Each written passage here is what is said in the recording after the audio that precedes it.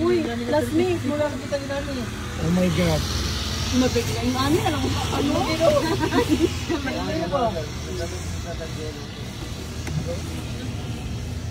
Daghan na po nag-overnight stay diri kuya. Yes, ma'am.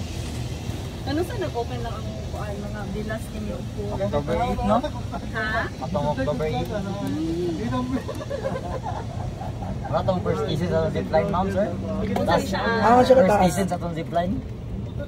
Kataas. Itong orientation sa itong ATV o buggy rides. So perfect lagi diri. Classmate, gusto lagi po. Tapos ka ng heart, ma'am, wala tong mga route sa ATV o sa buggy rides, ma'am. So magkalapok dyan, no? Yes, ma'am. Tapos katong makita ito bigas ng atong brain ng syndrome. Pero if mag-rides ni kuya, namin access aning kuan. Sa... Yung hang golf cart. Yes, ma'am. Lagi kayo ulang. Dahil mag-hydrate ko. Tapos atong third station, ma'am. Ang bicycle, ma'am. Ang hamster ko, ang nila classmate ko. Lagi nice. Tapos magkula itong Pinjilo Garden, ma'am. Pwede mo magbulak di iya? Diyan pwede, ma'am.